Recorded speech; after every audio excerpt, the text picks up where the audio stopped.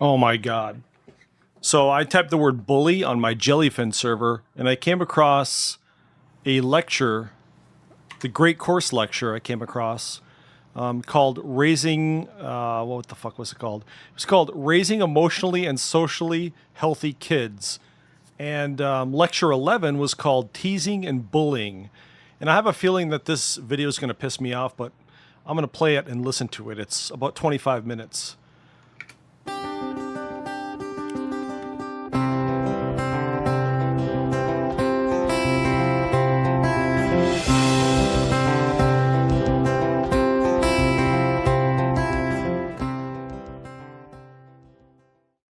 Almost every day, bullying is in the news. We've all heard heartbreaking stories of kids who've suffered through years of physical or emotional abuse from their peers, and frightening stories where bullying ends up leading to suicide or violent retaliation. If you yourself have been bullied, or if you've watched your child suffer from bullying, you know how devastating it can be. Being the target of bullying can lead to anxiety and depression and poor self-esteem, and the effects can last into adulthood. Many schools have policies involving zero tolerance for bullying. But do these really work? The short answer, according to a task force of the American Psychological Association, is no, they don't. Zero tolerance policies involve a kind of thinking that psychologists call splitting. They see victims as all good and bullies as all bad. They assume that victims are completely innocent and have no role in starting or continuing the bullying. Sometimes that's true, but not always. Sometimes the same kids are both bullies and victims. Zero tolerance policies assume that harsh punishment or the threat of severe consequences is the best way to get kids to behave. Kick them out, lock them up, throw away the key. But we have to remember that these are children we're talking about, and the long-term consequences of bullying are often as bad or even worse for bullies than they are for victims. One longitudinal study found that engaging in bullying at age 14 was linked to convictions for violence and low-status jobs 40 years later. Bullying is a serious and complicated problem. In this lecture, we're going to talk about a nuanced view of aggression between children that's informed by research and has direct implications for how we as parents can help our children respond to or prevent bullying. So what is bullying? Well, researchers have a very specific definition. It involves deliberate aggressive acts targeting a particular individual repeatedly over time and involving a power difference between the bully and the target. In other words, the bully is bigger, stronger, tougher, or more socially powerful than the person she's bullying, which makes it difficult or impossible for the target of bullying to defend or protect herself. Bullying can take many forms. It can be physical or verbal. There's also relational bullying, which involves spreading rumors or convincing other kids to ignore or exclude someone. And there's cyberbullying, which takes place online. So there's a wide variety of ways that kids can be cruel to each other. The term bullying gets thrown around a lot nowadays, sometimes without justification. I had a client once, a third-grade girl. Let's call her Anna. I'm convinced that someday Anna will be running the world. She was very bright and very energetic and determined, but she was having some friendship problems because she tended to be bossy. One day, her mom came in and said, "The teacher wanted me to tell you that Anna bullied another child." So I asked what happened. And the mom explained, "She called Zoe a big fat meanie." Now, before you go there, let me just say that Zoe was not at all overweight. So this was not a personal attack related to an area of special sensitivity or vulnerability. Was it obnoxious behavior? Yes, calling someone names is not a good thing to do. Anna definitely needed to learn better ways to resolve conflicts and handle frustration. But was this bullying? No. It was just a stupid kid insult. There was no power difference between Anna and Zoe, and that's the key to distinguishing between bullying and what I call ordinary meanness. Why do we care about this distinction? What's wrong with calling every act of meanness bullying? When we fail to distinguish between bullying and ordinary meanness, we dilute the significance of the very serious cases of peer abuse. It's like treating a paper cut and a heart attack the same way. Also, calling every act of meanness bullying sends an unhealthy message. It says to kids, you're a victim, you're fragile, you can't handle it if anyone is unkind to you. But we don't want our kids to be sugar plums who melt if anyone looks at them cross-eyed. Now, I want to be very clear about something. I'm not advocating or defending or excusing bullying or name-calling or any kind of meanness. But I do think it's important that children learn how to cope with the slings and arrows of ordinary meanness. I love, love, love observational studies of children in real-world settings because they help us anchor our thinking in what is rather than what we think ought to be.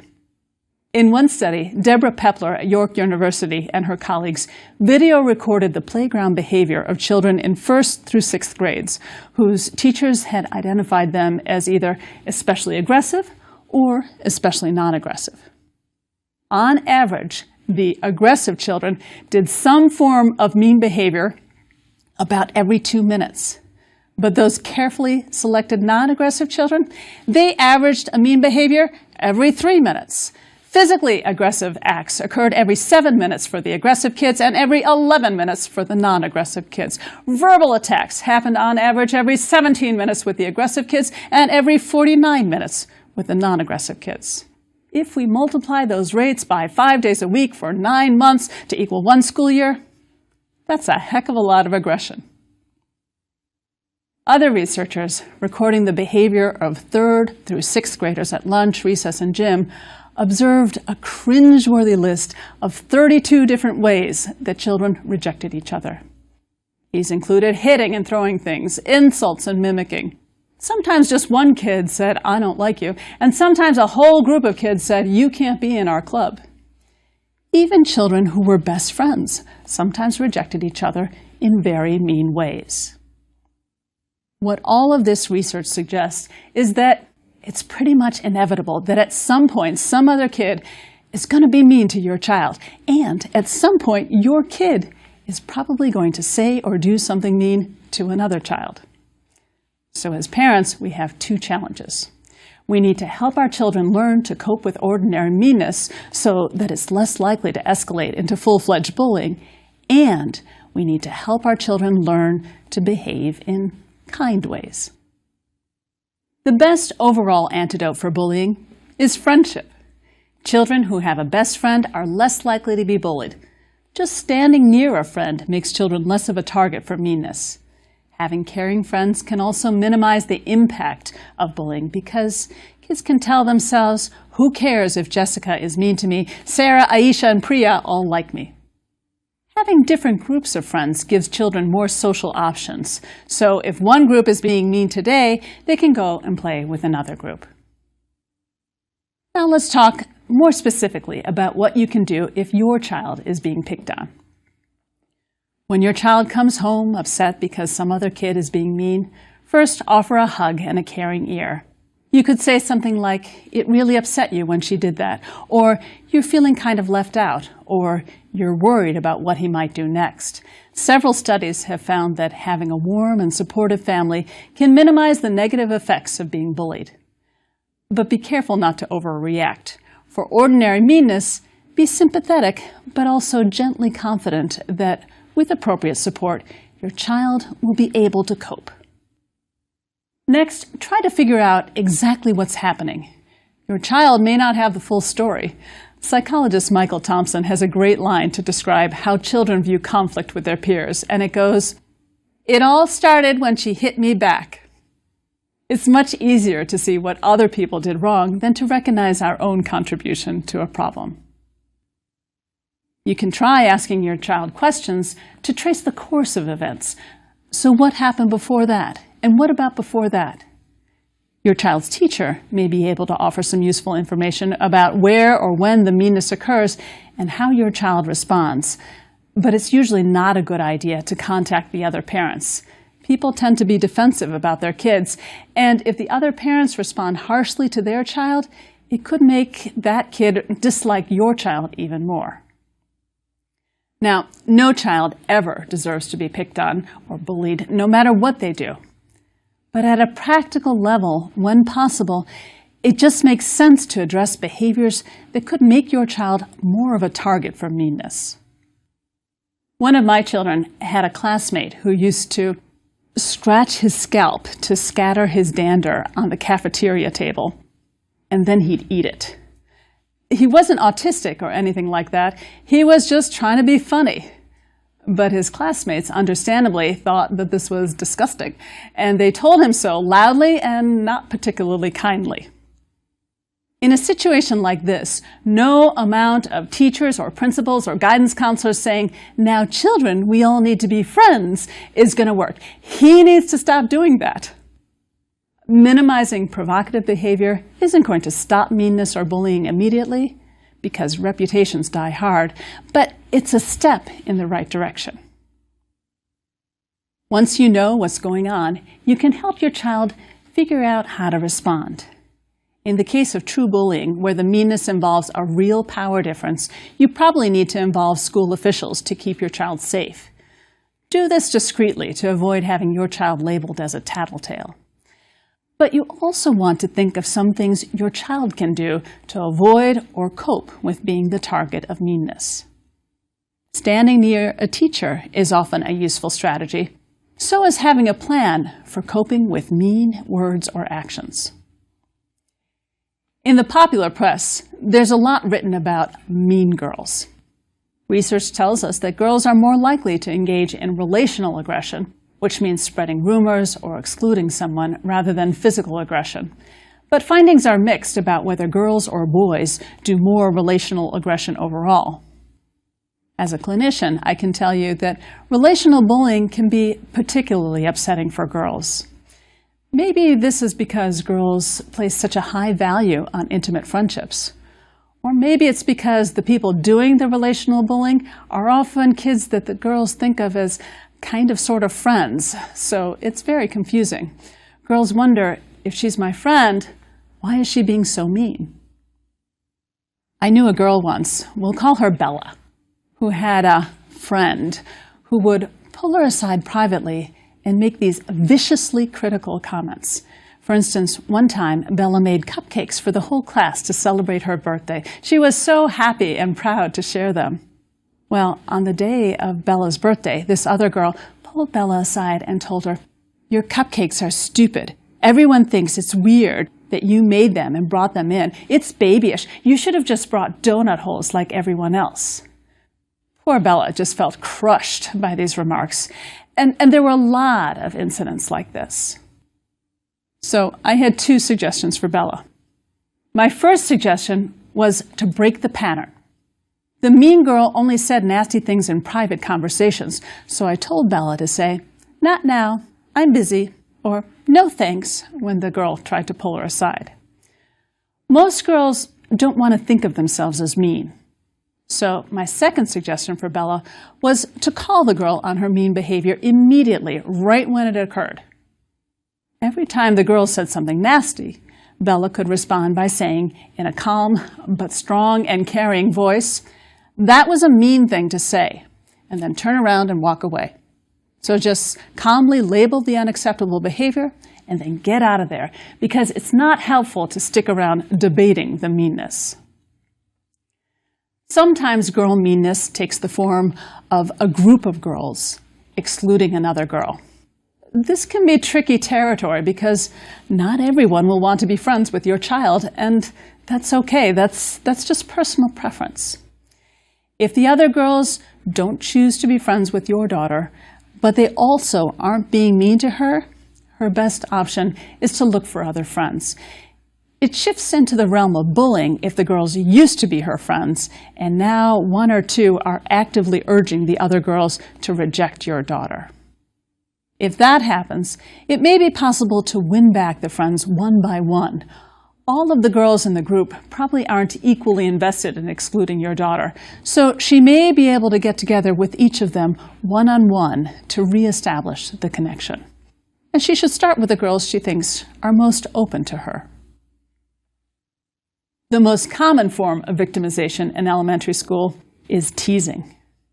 Most kids get teased at some point, but research shows that the kids who are consistently picked on tend to be the ones who have the biggest emotional reactions, maybe because they seem like easy or entertaining targets. So you may need to help your child plan calm responses to teasing. These responses don't have to be witty or clever. That's why the old classic, "I know you are, but what am I?" is still around. What does that mean? I have no idea, but our grandparents said it, and our grandchildren will probably say it. It just tosses back the teasing like a tennis ball. "So what?" is another good generic response. Your child can say it as often as necessary. "So what? So what?" If your child wants to try humor, she could pretend that the insult is a compliment and say, "Thanks for noticing." Rolling her eyes and saying, "Whatever," in a bored tone of voice is another possibility, but be sure to tell your child not to do that with adults.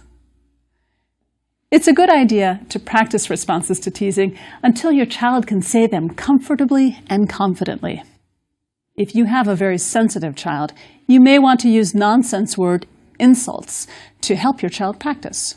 You could say something like, "You have grimsy muffs," or "You always twirple your trugs," and let your child respond. In some situations, you may need to help your child come up with more specific responses. I had a client once, a 6th grade boy, who tearfully admitted that he was being picked on at school. I asked him, "Is it one kid or several kids who are picking on you?" And he rattled off 6 or 8 names. Well, that got my inner mother lioness riled. 6 or more against 1 is clearly an unfair power difference. So I asked him, "What are they saying?" And he said, "They're calling me gay." We'd like to think that our society has advanced beyond that, but I'm telling you, in middle school, the insult of choice is still, "You're so gay." I wondered if we were dealing with an identity or self-acceptance issue. So I asked the boy, "Do you think you might be gay?" But he said no. He wasn't even interested in romantic or sexual relationships at that point. His passion was baseball. He lived and breathed baseball. So he told me, "I just don't know what to do when they call me gay." I told him, "I think you should express sympathetic understanding for those boys." And he asked, "What do you mean?" And I said, "Well, what if, when one of those boys comes up to you and calls you gay, you say to him, 'I noticed you're very interested in gayness. Are you having questions about your sexuality?'" The boy's jaw dropped and he laughed, and then we got to work. We filled up a whole page on my notepad with things he could say along these lines, like, "I bet the nurse has a pamphlet on gayness that might be helpful for you." Or if 2 boys approached him, "Oh, you're both interested in gayness." Then I made him practice those responses, and he was laughing. Then we got his mom in and practiced some more, and she was laughing. To be honest, I was a little worried that someone was going to slug him for saying these things, but he wasn't worried about that. Well, when he came back for the next session, he was grinning ear to ear, and he announced it worked. So I said, tell me, what happened?" It turns out 4 separate times a boy came up to my client and called him gay, and 4 separate times my client looked pensive and said, "I noticed you're very interested in gayness." And the other kid said, "I'm not," and walked away. Now, this was an unusual case. I don't normally get single-session cures. Also, this boy was especially capable, except for this one area where he was struggling. This boy had very strong social skills, and he was motivated and able to implement the strategy very effectively. The stars don't always align quite so nicely for kids who are being picked on. But I told you this story because I want you to see that knowing what to do, having a ready response for when others pick on them, can feel enormously empowering for children. Okay, but what if your child is the one who's being mean? A good place to start is to ask yourself whether some stressor at home might be contributing to your child's aggressive behavior, and whether you can do something to cut down on that stress. Harsh parenting styles, intense arguments between parents, and other major family problems can contribute to bullying. Just like with targets of bullying, we also need to get a clear picture of exactly what's happening. Psychologists distinguish between two main forms of aggression. Reactive aggression is very emotional. A child feels frustrated and just lashes out. Proactive aggression is cooler and calculated to achieve social power. Research shows that children who engage in reactive aggression tend to assume that others' actions are due to deliberate meanness, which makes them feel angry. They also think that being aggressive is an appropriate and effective way to deal with social problems. If this sounds like your child, one way to help is to play what I call the maybe game. Practice first with made-up situations, then try to apply it to real situations. For instance, tell your child, "Imagine that Pablo bumped into you in the hallway and knocked your books on the floor. Maybe he did it out of deliberate meanness, but what are some other possible explanations?" Help your child come up with some other maybes. Maybe Pablo didn't see you. Maybe he slipped. Maybe he was rushing and couldn't stop quickly enough to avoid bumping into you. Maybe you bumped into him. Being able to generate lots of maybes makes the hostile explanation seem less likely. Children who are prone to reactive aggression can benefit from learning to notice early signs of their own anger when it's easier to calm down. They can also learn to communicate in assertive rather than aggressive ways. These children tend to be impulsive and emotional rather than cruel, so helping them be more aware of other people's feelings and the impact of their actions on others can also be helpful. Proactive aggression is much harder to address, mainly because, unfortunately, it often works. Patricia Hawley at the University of Kansas and her colleagues have described in chilling detail a group of children who managed to be both very kind and very aggressive, especially to their friends. And they balance these two strategies in a way that enhances their social dominance. Hawley calls these children bi-strategic controllers. They're very good at understanding other people's perspectives, but they also lie, cheat, argue, and manipulate, and they're among the most aggressive children on the playground. They operate with Machiavellian self-interest, wielding both friendliness and meanness to get what they want. Hawley argues that we can't really call these kids socially incompetent because in some ways they're especially competent. And yet, somebody is getting hurt by their frequent aggression. So how do we help these bi-strategic controllers? They certainly don't need social skills coaching or anger management training. They're good at moral reasoning. What they're not so good at is compassion. How do we get these children to care about others? There are some school-wide initiatives that have focused on creating caring communities. Because peers are present in about 85% of bullying incidents, these programs encourage children to speak up to protect more vulnerable students, or at least not encourage bullying. These programs cut down bullying by about 20% in the US. But I don't know how much they impact the bi-strategic kids who seem to be so good at working the system. As parents, we can't usually start big programs, but let me offer 3 possible strategies that can work at an individual level. The first strategy is to target rationalizations. Research shows that bullies tend to explain away the significance of their meanness by minimizing how bad it is, by comparing it to worse behavior, or by blaming the victim. Children may have blind spots when it comes to understanding bullying. Psychologist Brent Harger found that 5th graders often believed in a false dichotomy between bullies and non-bullies. They assumed that bullies were always mean, and since they themselves weren't always mean, they couldn't possibly be bullies. They dismissed anti-bullying messages in their schools as not relevant for them. They also believed that joking, retaliating, or making fun of younger students doesn't count as bullying.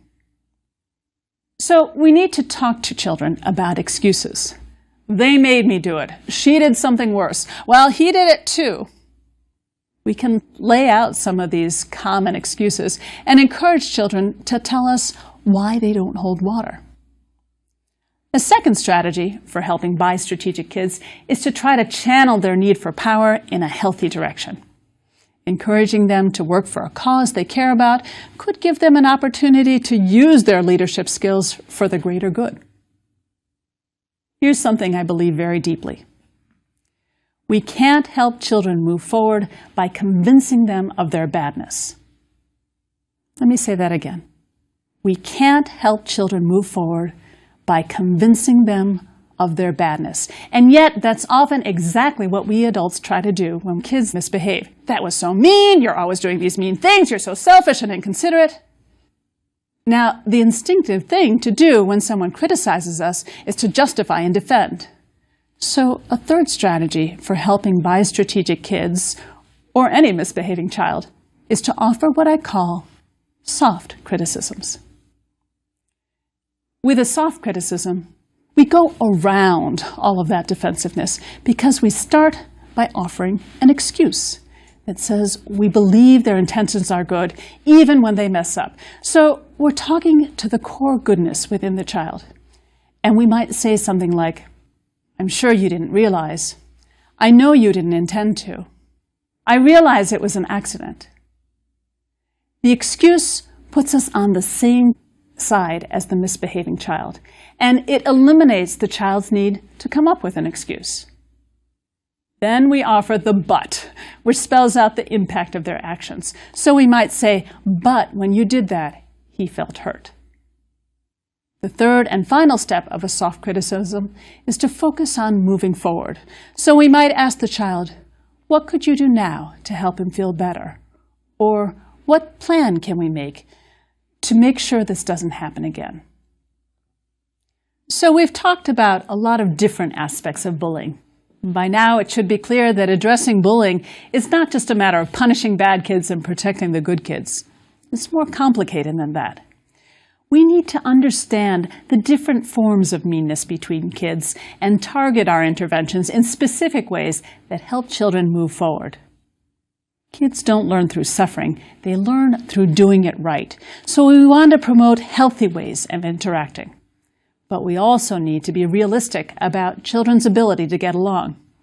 We adults haven't managed world peace or even perfect marriages, so it's unrealistic to think that our children will always be perfectly kind to each other. And yet, kindness is a worthy goal. As parents, we can help our children cope with the meanness that they will inevitably encounter.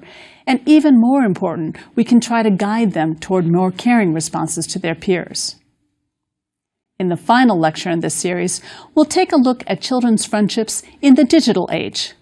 The internet and electronic media are changing how kids play and how they communicate.